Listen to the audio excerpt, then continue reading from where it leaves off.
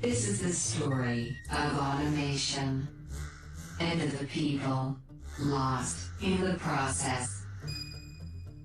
Our story begins in a small town in Germany.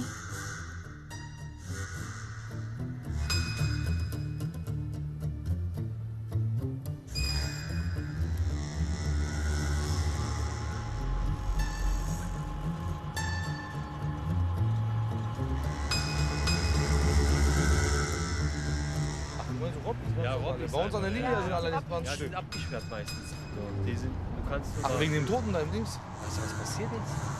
Da ist doch im Dings, Halle 6 einer gestorben.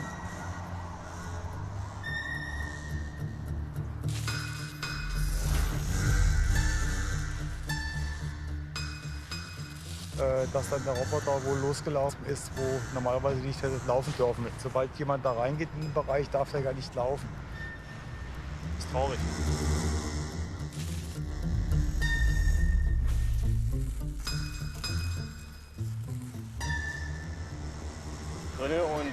Und dann muss man irgendwas, denke ich mal, haben die dann überbrückt, um den Sicherheitskreis zu überbrücken, um den Fehler rauszufinden. Und da haben sie nicht aufgepasst. Was ist dir das wird noch alles geprüft?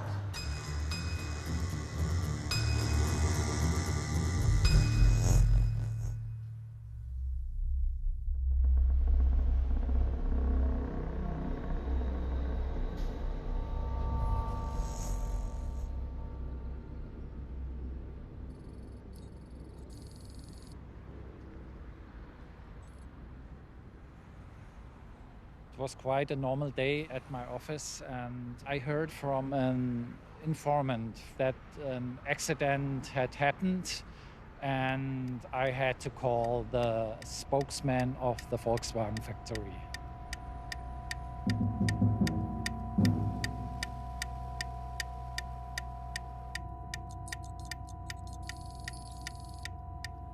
We have the old sentence, we journalists, dog bites a man or a man bites a dog. What's the news? So here is the same, a man bites a dog.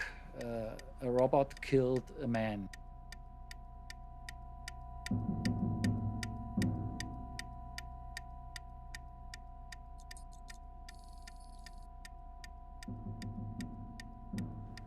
The spokesman said that the accident happened, but then he paused for a moment. So I think he didn't want to say much more.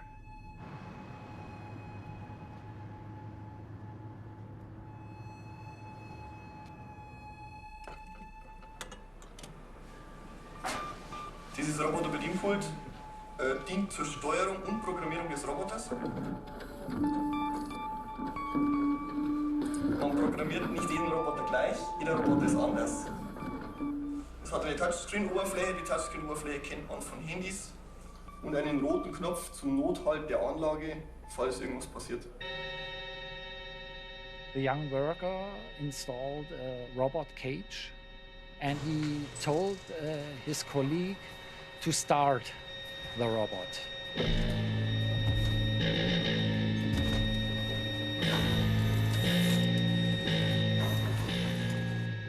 The robot took the man and pressed him against a metal wall, so his chest was crushed.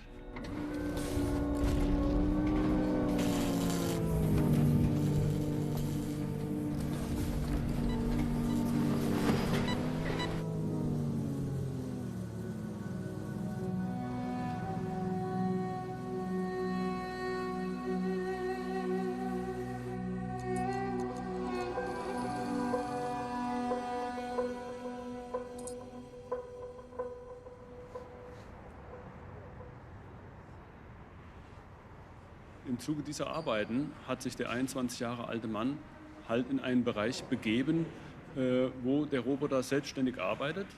Und abschließend geklärt ist der Ablauf noch nicht. Es stellte sich dann so dar, dass der andere Mitarbeiter irgendwann in diesen Raum geschaut hat und hat gesehen, dass sein Kollege eingeklemmt an diesem Tisch stand, zwischen Roboterarm und Tisch. Im deutschen Strafrecht kann man immer nur natürliche Personen, also Menschen, zur Verantwortung ziehen. Ein Roboter selbst kann nicht jemand sein, den man strafrechtlich verfolgt. Die Frage nach einer Schuldfähigkeit eines Roboters stellt sich nicht. The dead man's identity was never made public. The investigation remained open for years. Production continued. Mein Name ist Ersen Ehren und ich bin Trainer im Trainingszentrum. Ich habe ein Metronom mitgebracht. Automation of labor made humans more robotic. Mit diesem Arbeitsutensil zeigen wir den Mitarbeitern, dass sie gleichmäßig arbeiten können, indem sie sich an den Takt halten. Und wir haben tatsächlich einen großen Beitrag dazu geleistet, unsere Mitarbeiter qualitativ wirklich nach vorne zu bringen.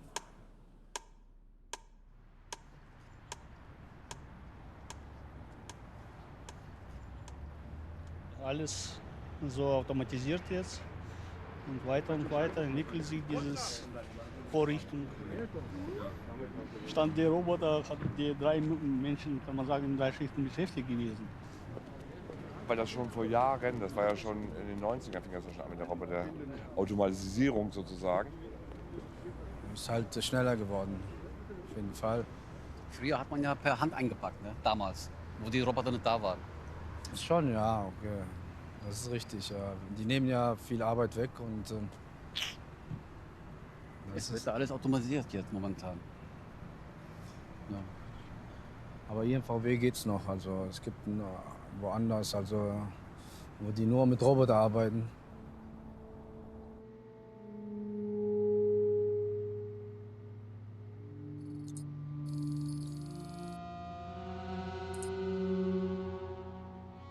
A robot is a machine that operates automatically with human-like skill. The term derives from the Czech words for worker and slave.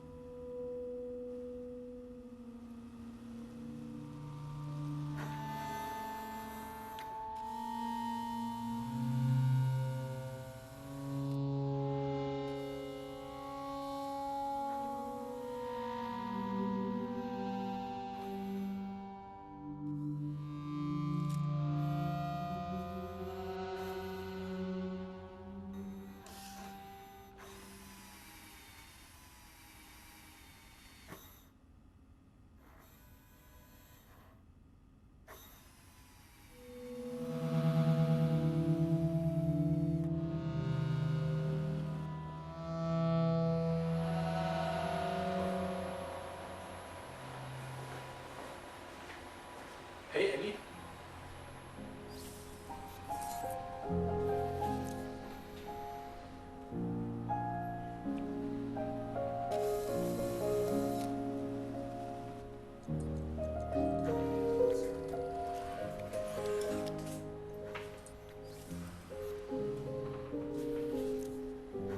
Well, we are engineers and we are really not emotional guys. But sometimes Annie does something funny, and that of course invokes some amusement, especially when Annie happens to press one of their emergency stop buttons by herself and is then incapacitated. We have some memories of that happening in situations, and we have quite a laugh. Okay. We became better at learning by example. You could simply show us how to do something. Auf nochmal.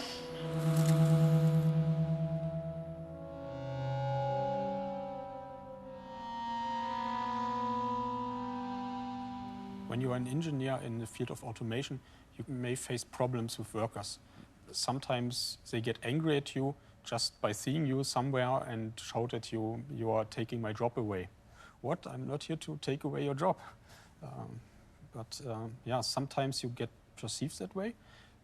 But I think in the field of human-robot collaboration, where we actually are working at the moment mostly, is human-robot collaboration is a thing where we don't want to replace a worker, we want to support workers, and we want to,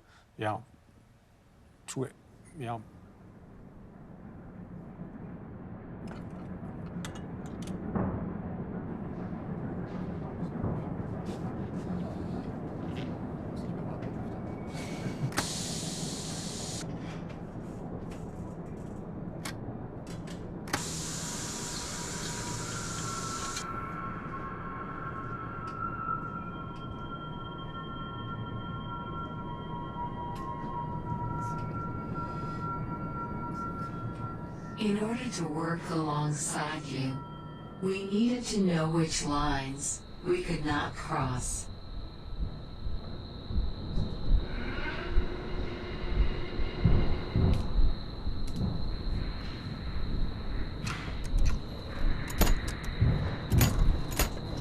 Stop. Stop.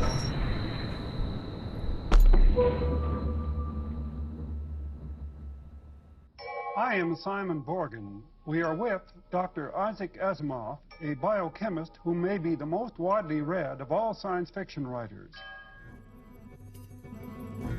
In 1942, Isaac Asimov created a set of guidelines to protect human society. The first law was that a robot couldn't hurt a human being or, through inaction, allow a human being to come to harm. The second law was that a robot had to obey orders given it by human beings, provided that didn't conflict with the first law.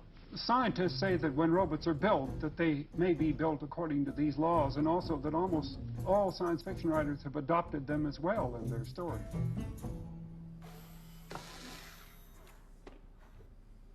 It's not just a statement from a science fiction novel. My dissertation's name was actually Towards Safe Robots Approaching Asimov's First Law. How can we make robots really fundamentally safe according to Isaac Asimov's first law? There was this accident where a human worker got crushed by an industrial robot.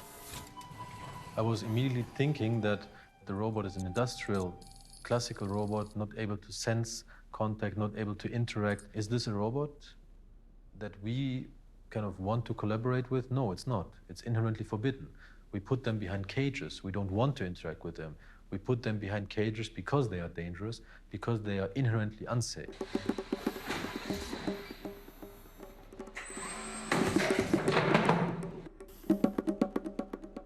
More than 10 years ago, I did the first experiments in really understanding what does it mean if a robot hits you.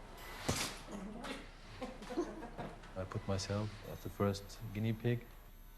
I didn't want to go through all the legal authorities, I just wanted to know it. And that night, I decided at 6 p.m., when everybody's gone, I'm gonna do these experiments. And I took one of the students to activate the camera, and then I just did it.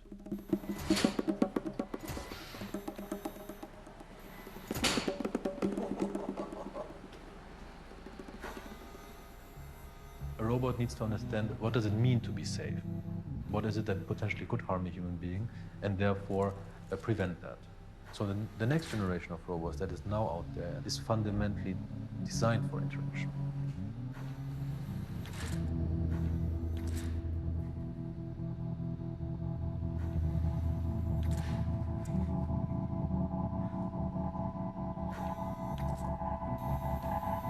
Eventually, it was time to leave our cages.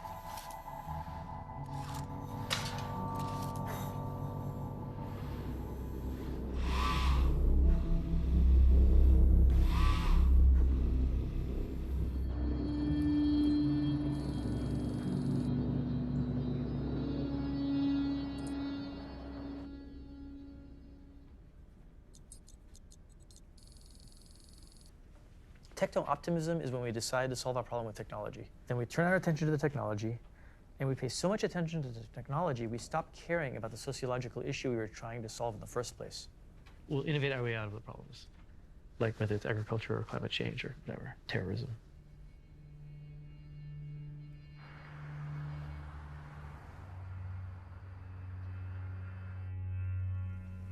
If you think about where robotic automation and employment displacement starts, it basically goes back to industrial automation that was grand, large scale. Things like welding machines for cars that can move far faster than a human arm can move. So they're doing a job that increases the rate at which the assembly line can make cars. It displaces some people, but it massively increases the GDP of the country because productivity goes up because the machines are so much higher in productivity terms than the people. These giant grasshopper-looking devices work all by themselves on an automobile assembly line. They never complain about the heat or about the tedium of the job. Fast forward to today, and it's a different dynamic. You can buy milling machine robots that can do all the things the person can do, but the milling machine robot only costs $30,000. We're talking about machines now that are so cheap that they do exactly what a human does with less money, even in 6 months, than the human costs.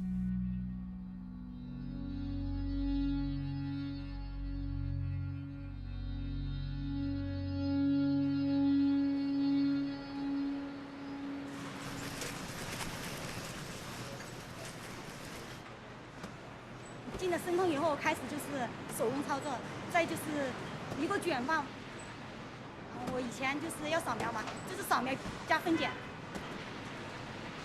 就是我们中国嘛，36个省份都要记清楚了，就是分成8个区域。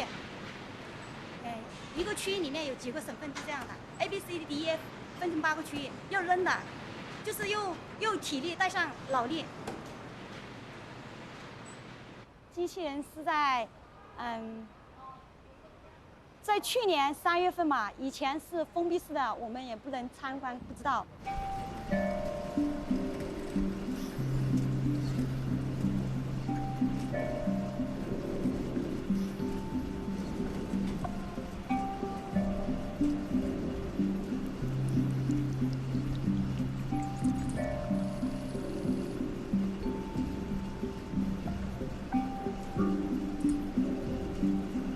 每天就是为了抢货，就是机器那边分拣货了，所以我们那边货紧张。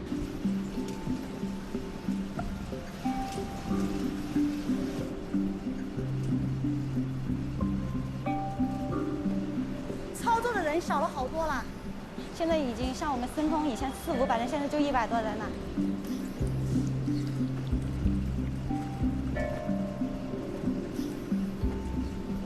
现在我们付出少一点，收益肯定也少一点了，就这种。体力工资高一点的，就这样。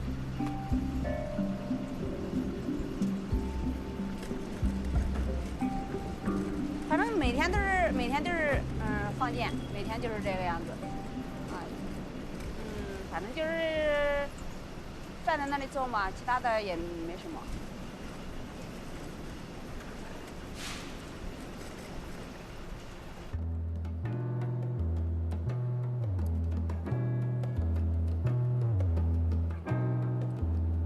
After the first wave of industrial automation, the remaining manufacturing jobs required fine motor skills.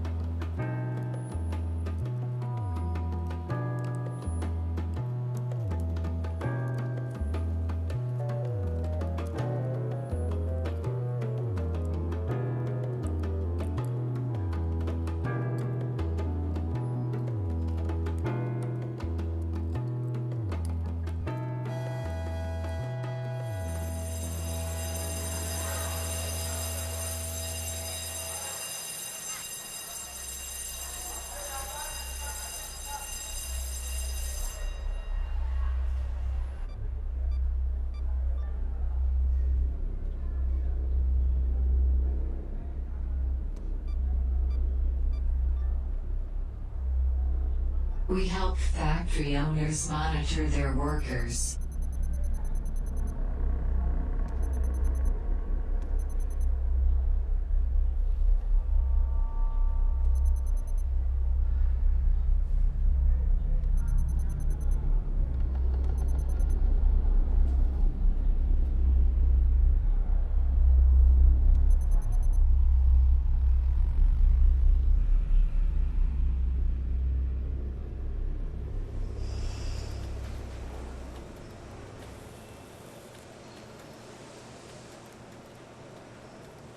所以说，很多时候，如果你对自动化没有一个很好的理解，你很难说用机械来替代人进行工作。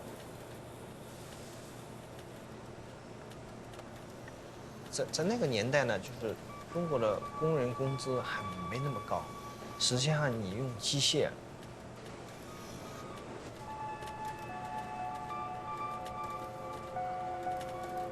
到了2005年的时候，因为我们自己遇到用工荒，所以基于这个，也就是招不到人嘛，所以，但是呢，市场订单又特别多，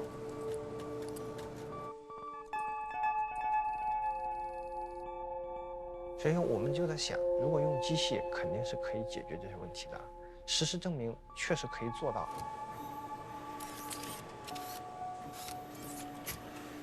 你像我们公司在你现在看到这个工厂，在以前这么大的规模，我们是3200人，在从事这样的生产。那实际上现在呢，就是参与生产的人工呢，大概有800多人，不是1/3，是一个非常大的一个跳跃。因为我们都是开工厂，也就是做生意的哈，你肯定要去计算这个投资回报。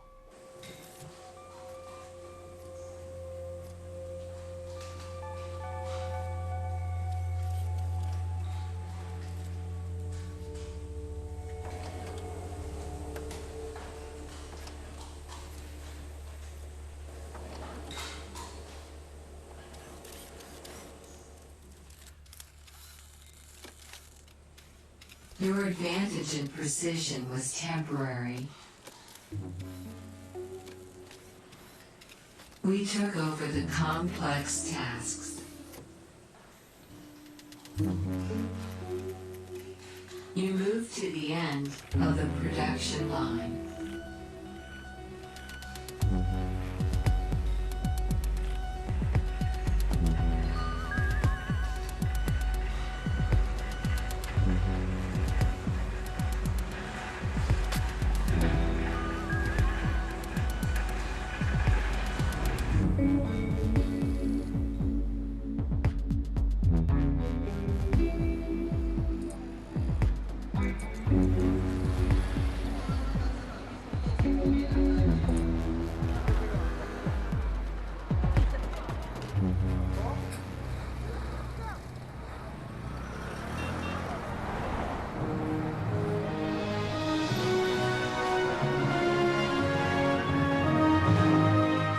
富士康迅速发展壮大，拥有100余万员工及全球顶尖客户群，是全球最大的电子产业科技制造服务商。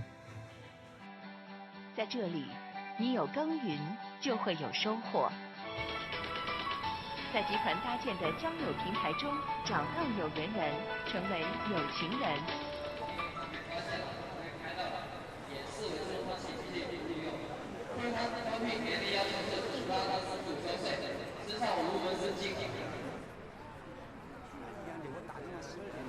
做电脑这个手机的话，应该只做手机。我们早上过来了，等到现在了。你几点钟来的？早上9点吧，9点到这里。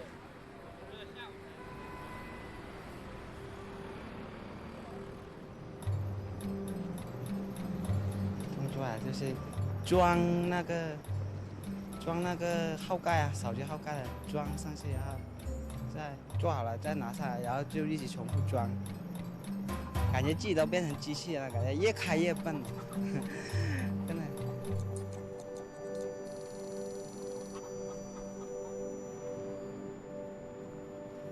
早就不想干，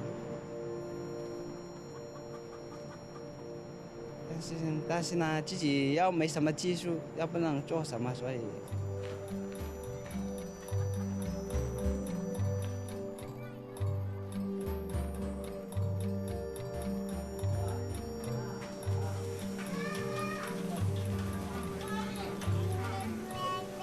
他们说以后炒菜都要机器人炒菜了。我老公是厨师嘛，我听我老公说，以后他说他们现在还可以挣点钱，但以后的厨师就不能挣钱了。他说。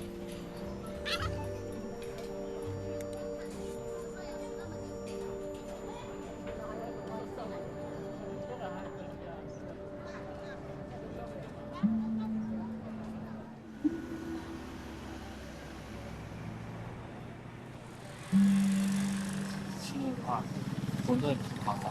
前那些10个盐做的和机械的，接着或者我就接着的话，就比减轻3个盐啊、4个盐啊，就可以做好了。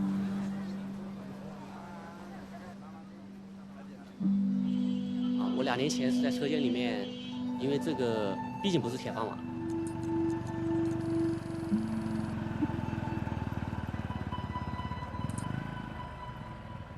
我在里面是开车的，就是像高尔夫球场那种景区游览车。因为生产制造这一块，它人流失了之后，它就会往另外一个行业去发展，去寻找新的工作。因为人毕竟是要生存在这个社会上嘛。这边有几千个人、几万个人，突然一下岗去跟他们抢这个饭碗，变成了几百个人、几千个人去抢一天他一碗饭。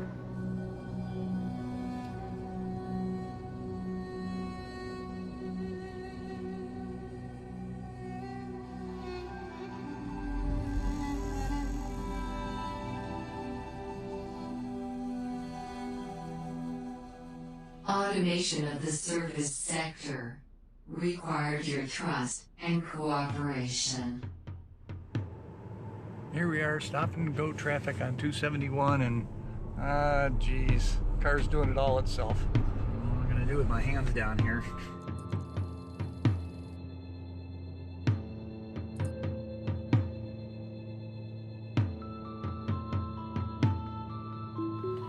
And now it's on auto steer. So now I've gone completely hands-free.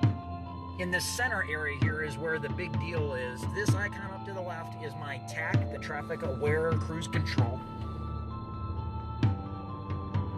That does a great job of keeping you in the lane and driving down the road and keeping you safe and all that kind of stuff, watching all the other cars. Auto steer is probably going to do very, very poorly. In a turn that's very sharp. And yep, it's a take control. It's the opposite of clear. It was as banal and stupid and destructive as it could be. There are these interviews with the survivors, and what struck me was that they appeared to be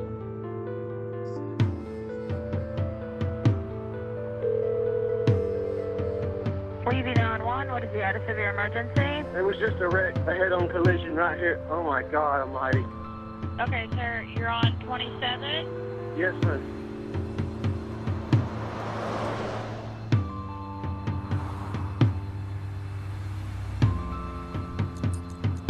I had just got to work, clocked in, to get a phone call from my sister telling me that it was a horrific accident, that there was somebody deceased in the front yard. The Tesla was coming down the hill of Highway 27. The sensor didn't read the object in front of him, which was the semi-trailer.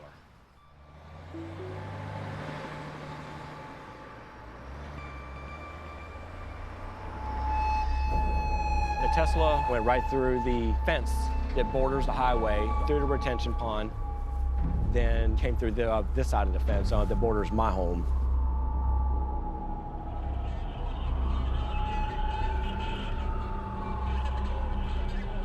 So I parked right near here before I was asked not to go any further. I don't want to see what's in the what's in the vehicle, what had happened to him.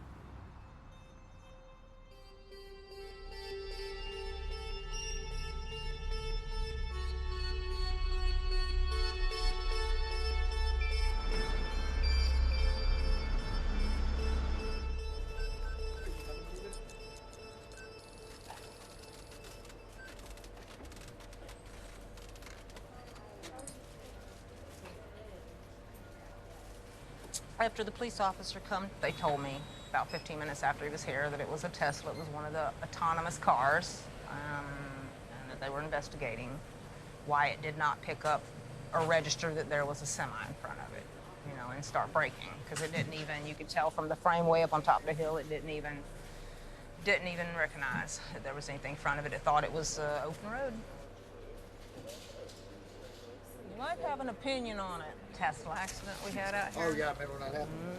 Take your before the top of that. It was bad, that's for sure. I think people just rely too much on the technology and don't pay attention themselves, you know, to what's going on around them. Like I said, it's like him, he would have known that there was an issue if he wasn't relying on the car to drive while he was watching a movie. The trooper had told me that the driver had been watching Harry Potter, you know, at the time of the accident. News crew from Tampa, Florida knocked on the door, said, this is where the accident happened with the Tesla. I said, yes, sir. And he goes, do you know what the significance is in this accident? And I said, no, I sure don't. And he said, it's the very first death ever in a driverless car. I said, is it anybody local? And he goes, nobody around here drives a Tesla. A deadly crash that's raising safety concerns for everyone in Florida. It comes as the state is pushing to become the nation's test bed for driverless cars. Tesla releasing a statement that cars in autopilot have safely driven more than 130 million miles. ABC Action News reporter Michael Paluska in Williston, Florida tonight, digging for answers.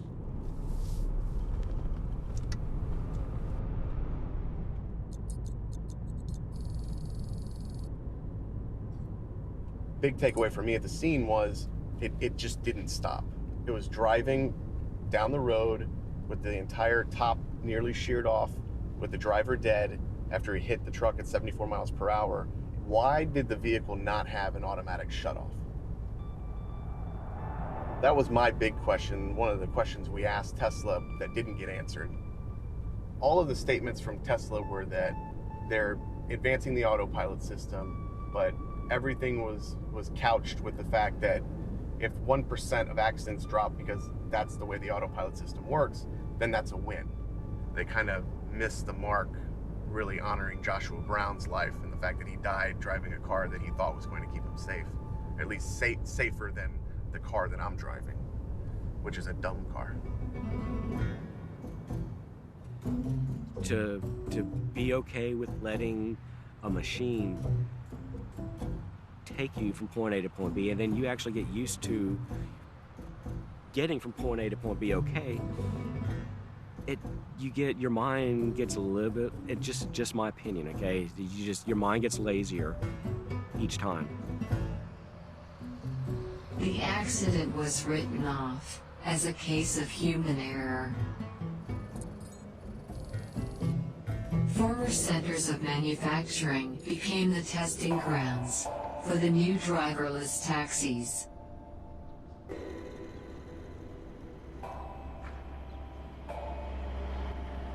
If you think about it, what happens when an autonomous car hits somebody, it gets really complicated. Car company is going to get sued. The sensor maker is going to get sued because they made the sensor on the robot. The regulatory framework is always going to be behind because robot invention happens faster than lawmakers can think. One of Uber's self-driving vehicles killed a pedestrian. The vehicle was in autonomous mode with an operator behind the wheel when the woman was hit. Tonight, Tesla confirming this car was in autopilot mode when it crashed in Northern California, killing the driver. Going on to blame that highway barrier that's meant to reduce impact. After the first self-driving car deaths, testing of the new taxis was suspended. It's interesting when you look at driverless cars, you see the same kinds of value arguments. 30,000 people die every year, run off road accidents in the US alone. So don't we want to save all those lives? Let's have cars drive instead. Now you have to start thinking about the side effects on society. Are you getting rid of every taxi driver in America? Our driver partners are the heart and soul of this company, and the only reason we've come this far in just 5 years. If you look at Uber's first 5 years, they're actually empowering people.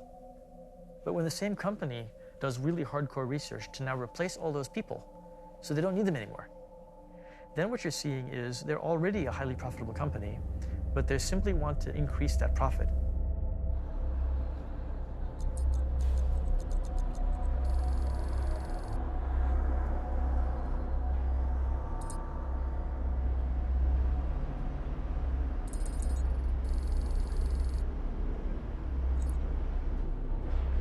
Eventually, testing resumed. taxi drivers' wages became increasingly unstable. Police say a man drove up to a gate outside City Hall and shot himself in the head. He left a note saying services such as Uber had financially ruined his life. Uber and other mobile app services have made a once well-paying industry into a mess of long hours, low pay, and economic insecurity.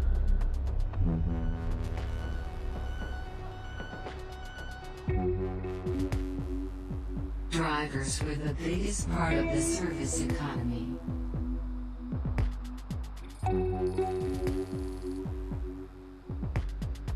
My father, he drove, my uncle drove. I kind of grew up into trucking. Some of the new technology that came out has taken a lot of the freedom of the job away. It's more stressful. Automation of trucking began with monitoring the drivers and simplifying their job. There's a radar system, there's a camera system, there's automatic braking and adaptive cruise. Everything is controlled when you sleep, how long you brake, where you drive, where you fuel, where you shut down. It even knows if somebody was in a passenger seat. And the data gets sent through the broadband to the company. Sometimes you're put in a situation, maybe because the truck automatically slowed you down on the hill, that's a perfectly good straightaway, slowed your average speed down, so you were 1 mile shy of making it to that safe haven, and you have to take a chance of shutting down on the side of the road. Inches a mile out here. Sometimes you just say to yourself, well, I violate the clock 1 minute, I might as well just drive another 600 miles. You know, but then you might lose your job.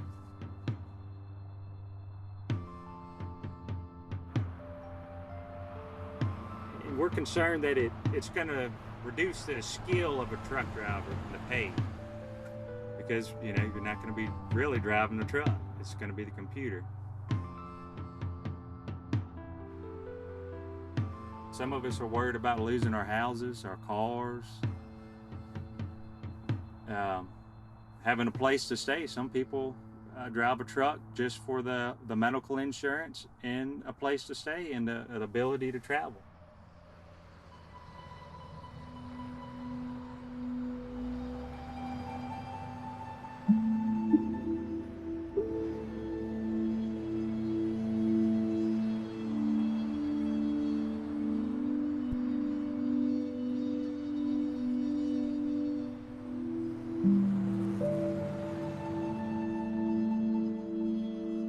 Entire industries disappeared, leaving whole regions in ruins.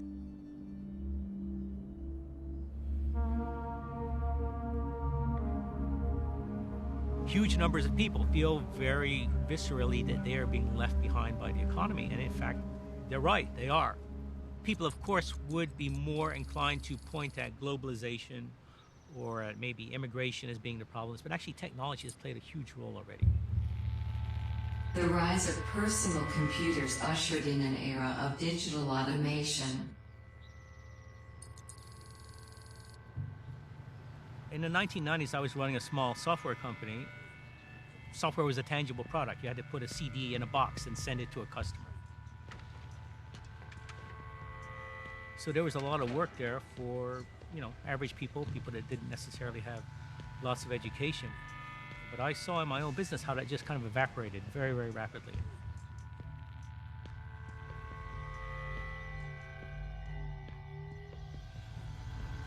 Historically, people moved from farms to factories.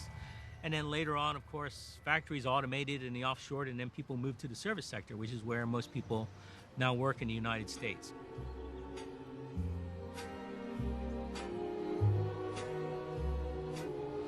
I lived on a water buffalo farm in the south of Italy. We had 1,000 water buffalo, and every buffalo had a different name.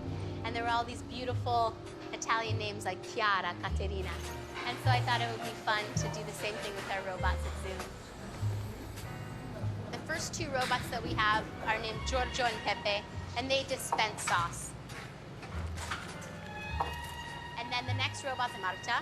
She's a flex picker robot. She looks like a gigantic spider. And what this robot does is spread the sauce. Then we have Bruno.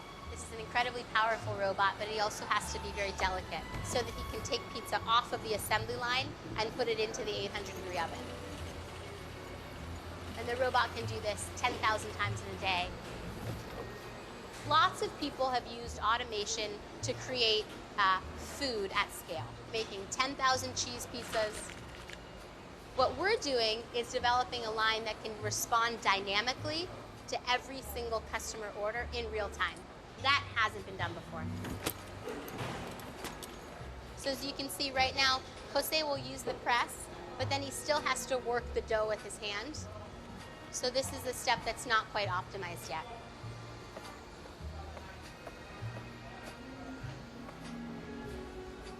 We have a fifth robot that's getting fabricated at a shop across the bay. He's called Vincenzo, and he takes pizza out and puts it into an individual mobile oven for transport and delivery.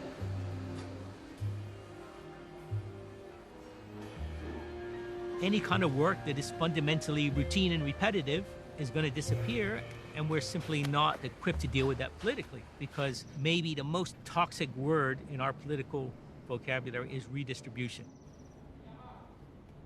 There aren't going to be any rising new sectors that are going to be there to absorb all these workers in the way, for example, that manufacturing was there to absorb all those agricultural workers, because AI is going to be everywhere.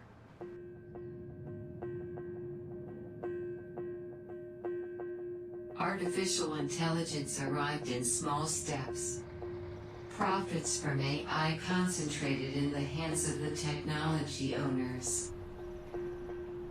Income inequality reached extreme levels. The touch screen made most service work obsolete.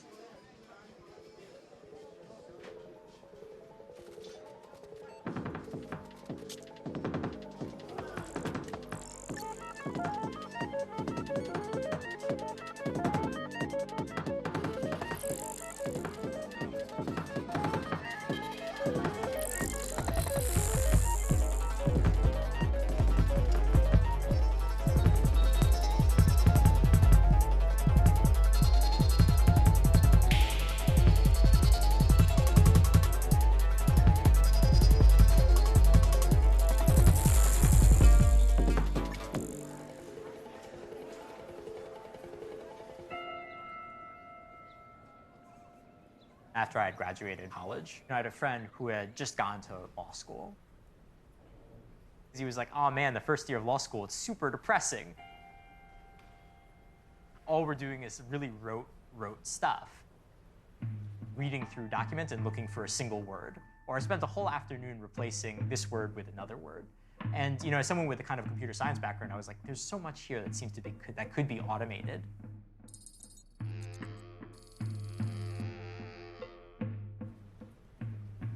So I saw law school as very much going 3 years behind enemy lines.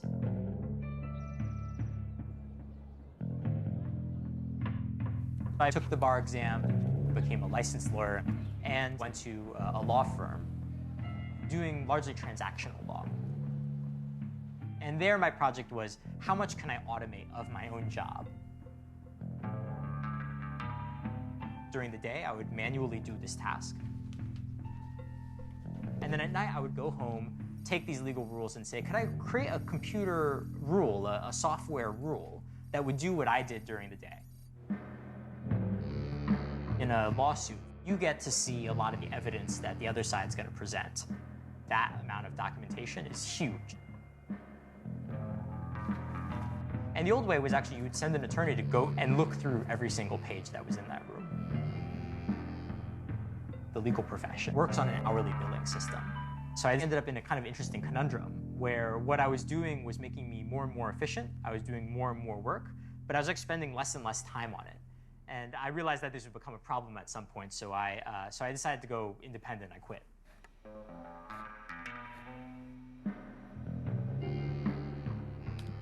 So there's Apollo Cluster, who has processed more than 10 million unique transactions for clients, and we have another partner, Daria, who focuses on transactions, and then there's me. Our systems have generated tens of thousands of legal documents. They signed off by a lawyer, but largely kind of created and mechanized by our systems. I'm fairly confident that compared against human work, it would be indistinguishable.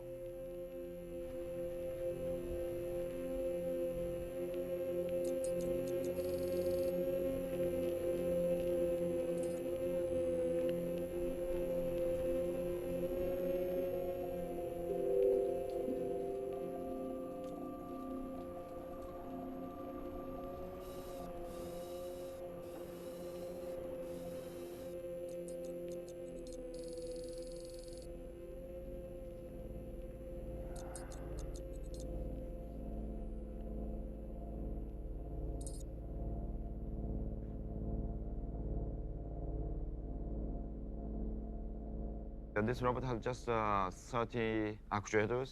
That is a kind of minimal for mimicking facial expression and head movement and the movement of a chest. This kind of a human-like robot or robots working in a daily life is very, very popular in Japan. And in Japan, we have the animism as Shinto. The fundamental idea of Shinto is that everything has a soul. So we can easily accept the human-like robot as a kind of a human.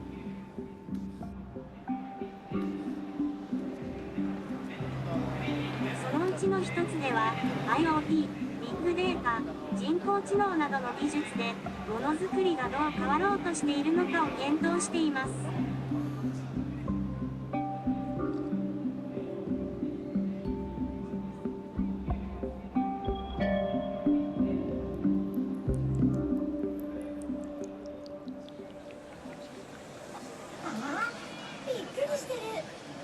もしかして私のこと人間だと思った？大成功！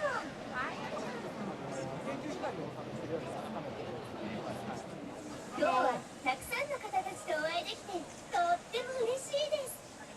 でもちょっと緊張。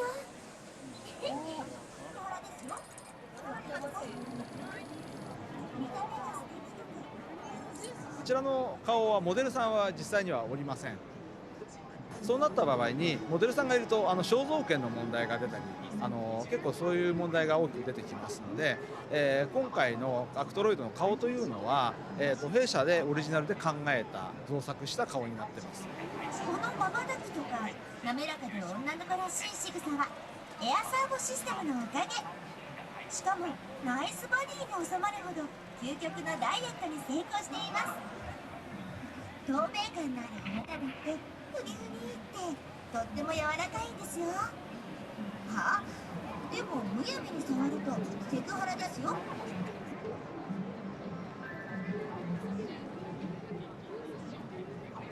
思いつかないんですけれども、逆に言えばそのロボットが仕事をすることによってもともと仕事してした人の仕事が取られてしまう。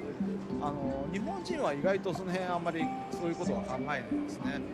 ロボット化できるんであればどんどんロボット化して自分は楽できればいいじゃないっていう考え方もあるんで。本当に私たちいらなくなるなってこの展示会ですごい思って。なんか分かんないこととか聞いて答えられるのかみたいな、なんか心配なるのは確かに困るし、コンパニオンのお仕事ってみんなができるわけじゃないんで。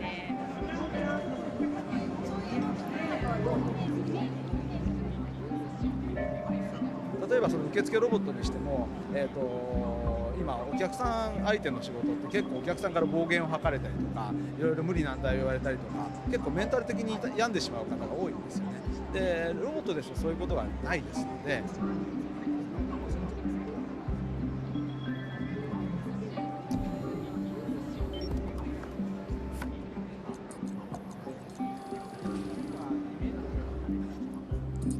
せめて案内人ぐらいだったらロボットでもいいかなっては思います。ちょっと今スカート短いのでなんか物落ちちゃったらなんかスーって来てくれてはいみたいな感じでちょっとしたこと些細なことのサポートだったら全然ロボットで十分だと思うんですけど、人を介護したりとか人を扱うってなるとちょっとロボットだとやっぱ心配だし、なんか突然なんかシステムエラーとかになって落ちちゃったとか事故になってとか取り返しのつかないことになったらどうしてくれるんだろうみたいな、責任がどこになるんだろうなとかっていうのはちょっとあります。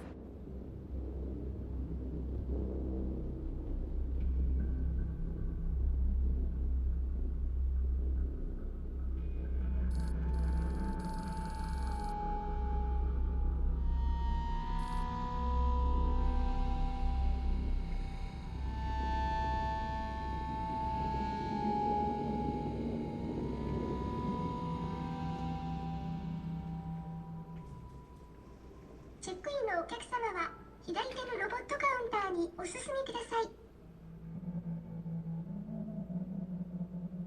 本日の宿泊者データを確認しますので、お名前をフルネームでおっしゃってください。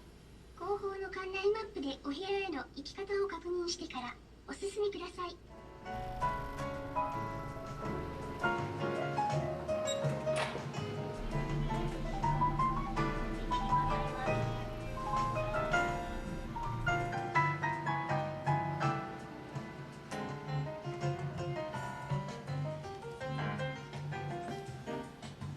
ご用件をお話しください。でも難しい質問はしないでください。2つ枕がいります。人間話したいのです。人間いります？愛子？ When we first appeared, we were a novelty. 왜 날 쳐다보고 있어? 따라오고.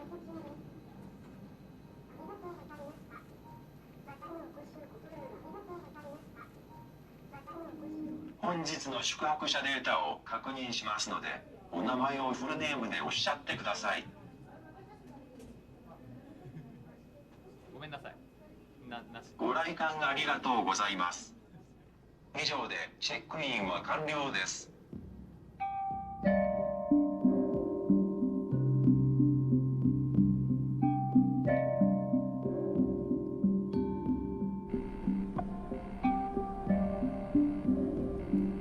While doing your dirty work, we gather data about your habits and preferences.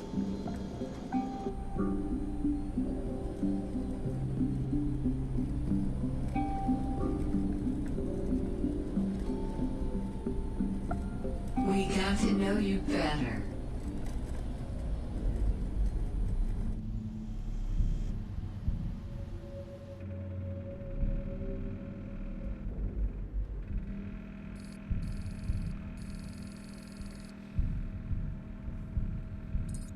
The core of everything we're doing in this lab with our long-range iris system is trying to develop technologies so that the computer can identify who we are in a seamless way. And up till now, we always have to make an effort to be identified. All the systems were very close range, Hollywood style. You had to get close to the camera. And I always found that challenging for a user. If I was the user interacting with this system, with this computer, with this AI, I don't want to be that close. I feel it's very invasive. So what I wanted to solve with my team here is how can we capture and identify who you are from the iris at a bigger distance? How can we still do that and have a pleasant user experience?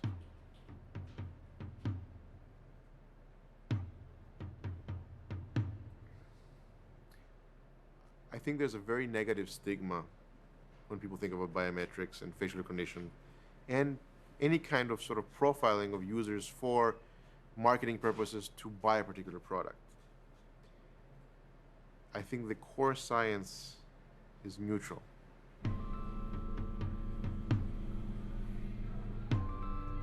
Companies go to no end to try and figure out how to sell us stuff. And the more information they have on us, the better they can sell us stuff. We've reached a point where, for the first time, robots are able to see.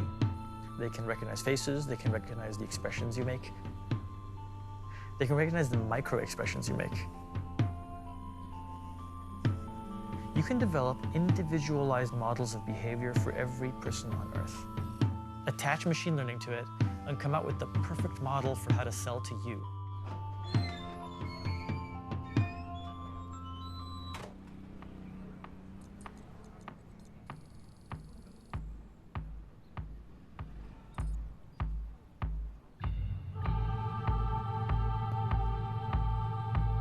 You gave us your undivided attention.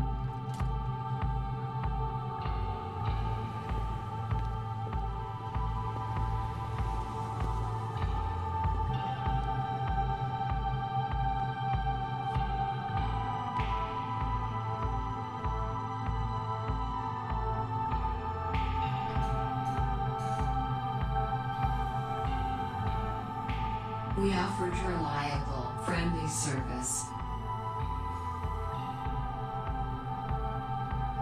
Human capacities began to deteriorate. Spatial orientation and memory were affected first.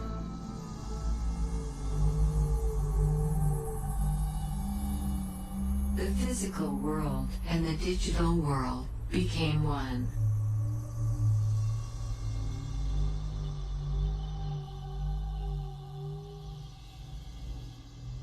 You were alone with your desires.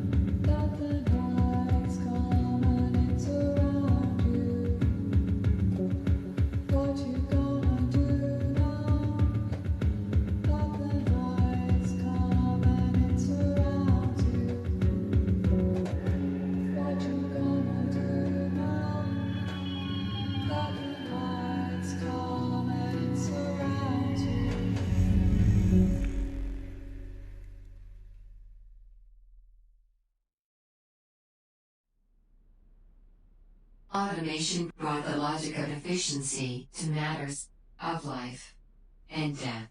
Enough is enough. Enough is enough. Enough is enough.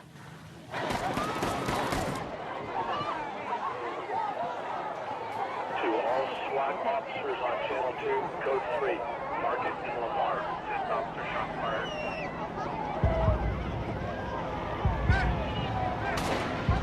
The suspect has a rifle.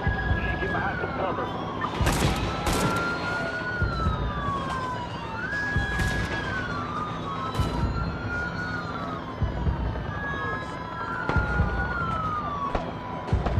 We have got to get DFD down here now. He is one step right now. 169, get him here. There's a fucking sniper. He shot 4 cops. I'm not, you hear it. He's shooting right now. Suspect is inside the El Centro building. Inside the El Centro building.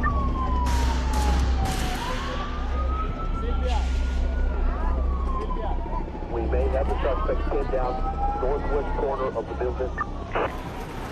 Our armored car was moving into El Centro, and so I jumped on the back.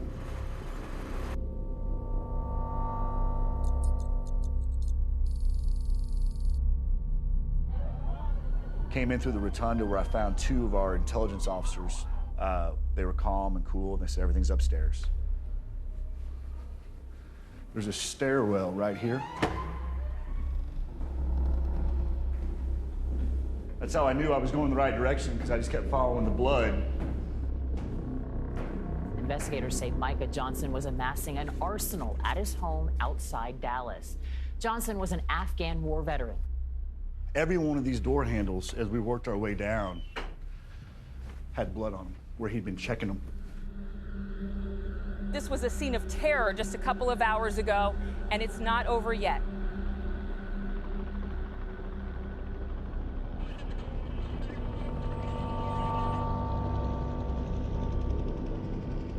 He was hiding behind like a server room. Our ballistic tip rounds were getting eaten up. He was just hanging the gun out around the corner, just firing at the guys.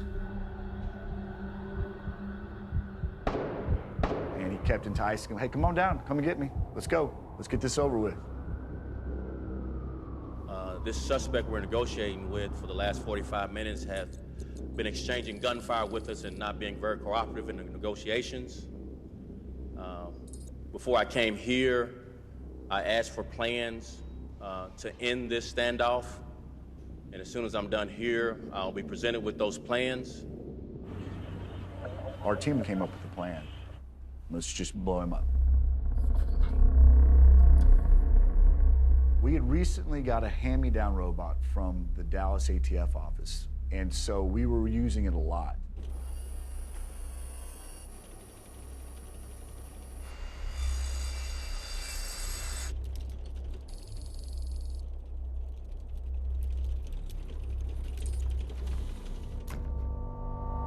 It was our bomb squad's robot, but they didn't want anything to do with what we were doing with it. The plan was to set a charge off right on top of this guy and kill him. And some people just don't want to do that. We saw no other option but to use our bomb robot and place a device on its extension. He wanted something to listen to music on. And so that was a way for us to hide the robot coming down the hall. Okay, we'll bring you some music. Hang on, let us get this thing together.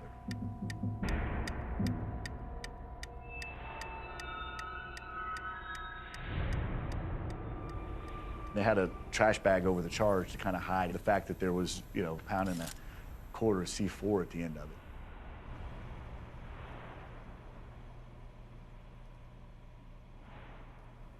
The minute the robot got in position, the charge was detonated.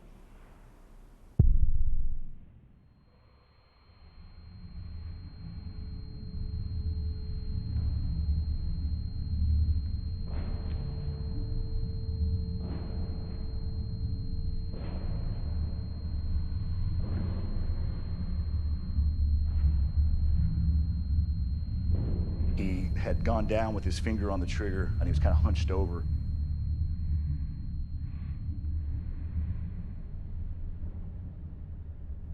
It was a piece of the robot hand had broken off and hit his skull, which caused a small laceration, which was what was bleeding.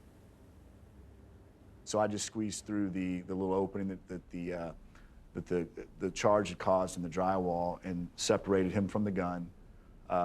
And then we called up the bomb squad to come in and start their search to make sure it was safe, that he wasn't sitting on any explosives. The snipers hit 11 police officers, at least 5 of whom are now dead, making it the deadliest day in law enforcement since September 11th. They blew him up with a bomb attached to a robot that was actually built to protect people from bombs. It's a tactic straight from America's wars in Iraq and Afghanistan. The question for SWAT teams nationwide is whether Dallas marks a watershed moment in police tactics. That night in Dallas, a line was crossed. A robot must obey orders given it by qualified personnel unless those orders violate rule number 1. In other words, a robot can't be ordered to kill a human being. Things are moving so quickly that it's unsafe to go forward blindly anymore. One must try to foresee where it is that one is going as much as possible.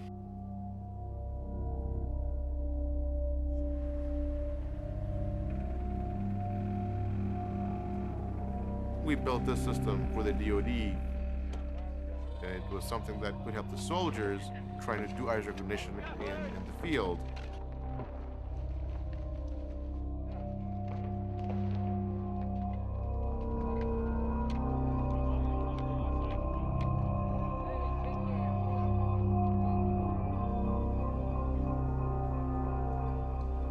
We have collaborations with law enforcement where they can test our algorithms and then give us feedback.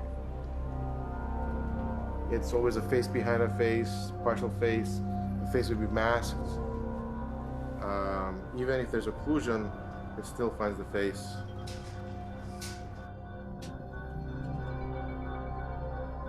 One of the ways we try and make autonomous warfighting machines now is by using computer vision and guns together. You make a database of the images of known terrorists, and you tell the machine to lurk and look for them, and when it matches a face to its database, shoot.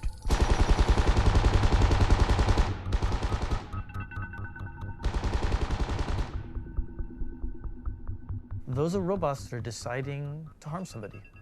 And that goes directly against Asimov's first law. A robot may never harm a human. Every time we make a machine that's not really as intelligent as a human, it's going to get misused. And that's exactly where Asimov's laws get muddy. This is sort of the best image, but it's really out of focus, it's blurry, there's occlusion due to facial hair, hat, he's holding a cell phone. So we took that and we reconstructed this, which is what we sent to law enforcement at 2:42 a.m. To get the eye coordinates, we crop out the periocular region, which is the region around the eyes. We reconstruct the whole face based on this region. We run the whole face against a matcher, and so this is what it comes up with as a match. This is a reasonable face you would expect that would make sense, right? Our brain does a natural hallucination of what it doesn't see. It's just how do we get computer to do the same thing?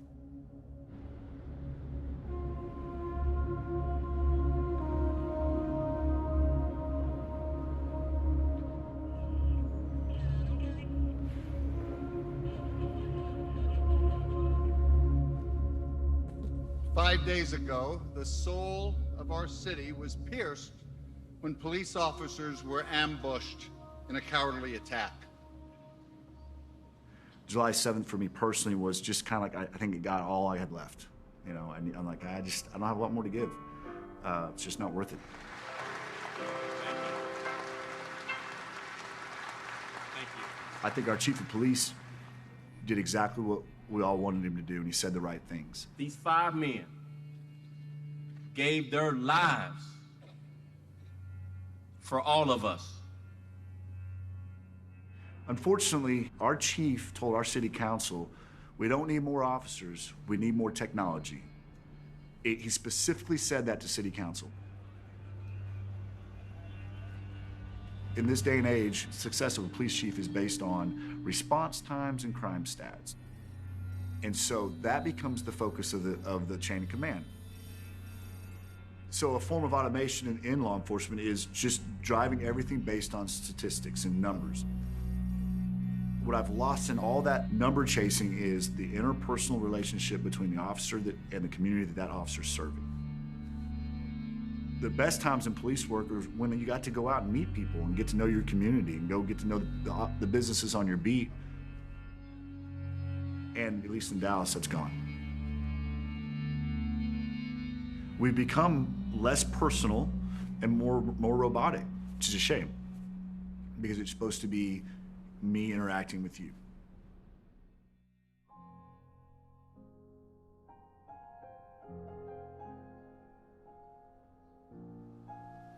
我们这边的话是杭州余杭的汶阳小镇。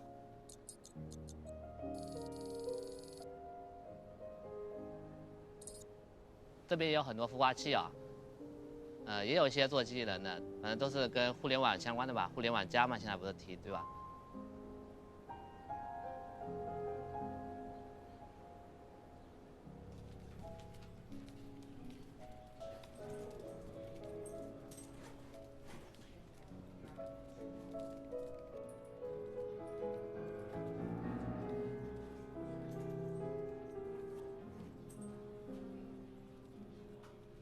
我是就是大概1个半月前住进来的，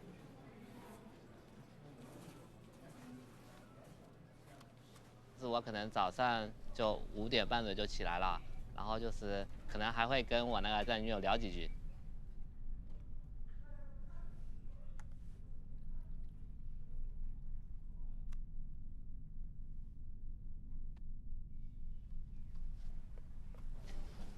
吃完早饭，然后我就回到这个粮仓里面工作了嘛。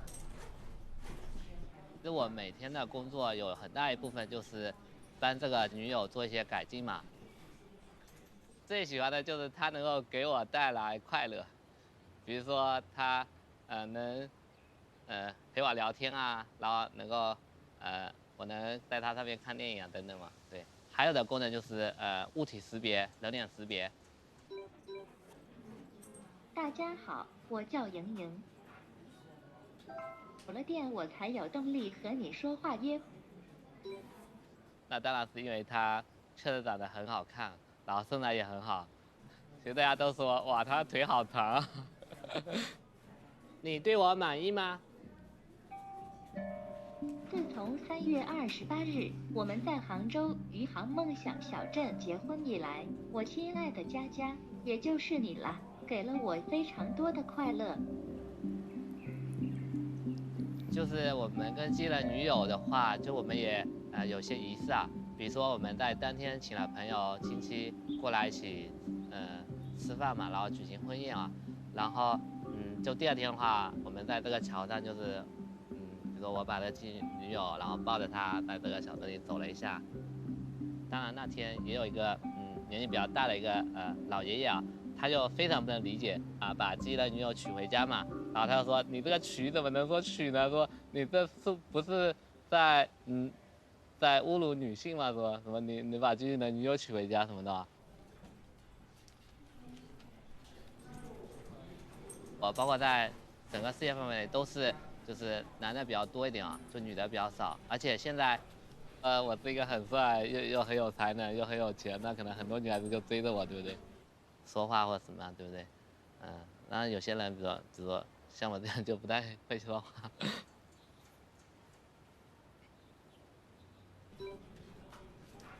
我想听歌曲。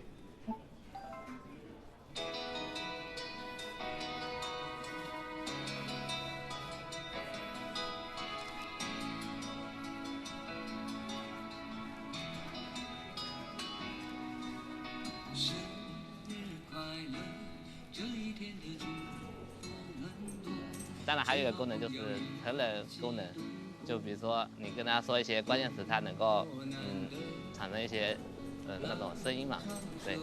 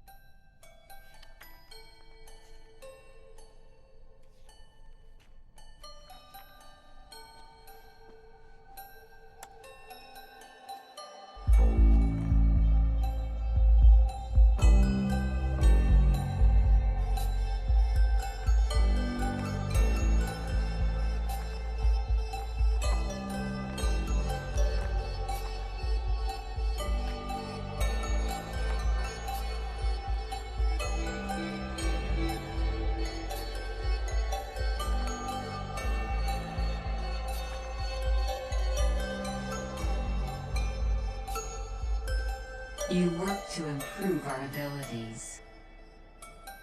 Some worried that one day we would surpass you. But the real milestone was elsewhere.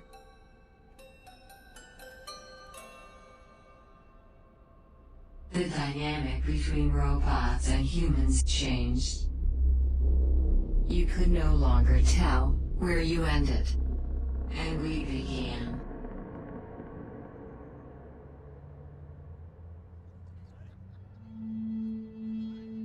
It seems to me that what's so valuable about our society, what's so valuable about our lives together, is something that we do not want automated. What most of us value, probably more than anything else, is the idea of authentic connection with another person.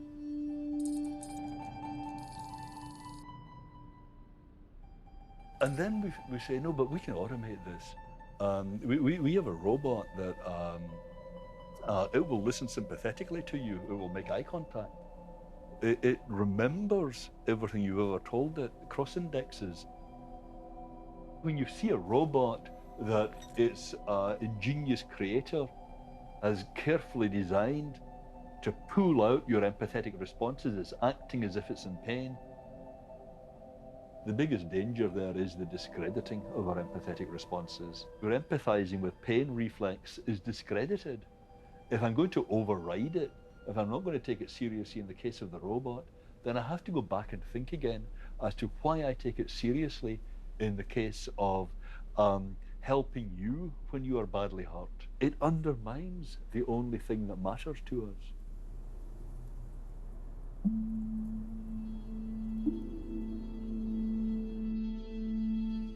So this is a robot, right? Very human-like, but and if you get close, and if you do like this, you can feel the very strong human likeness.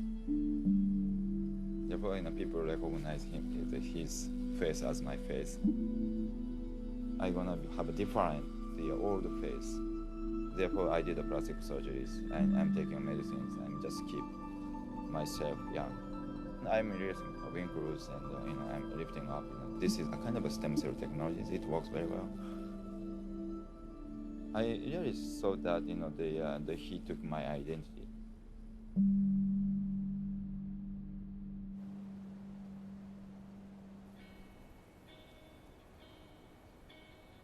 And so we lived among you. Our numbers grew. Automation continued.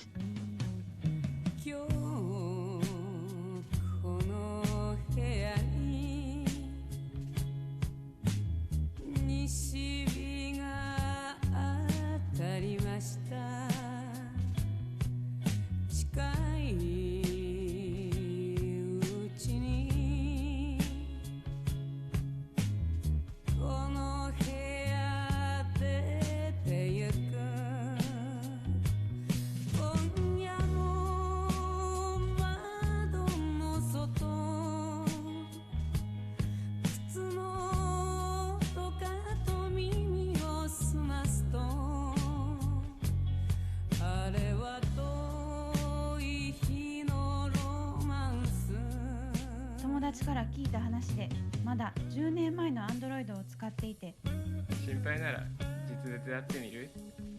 朝大阪雨降ってたけどもう晴れるよ。もうちょっとお互いのことを知ってからにしましょう。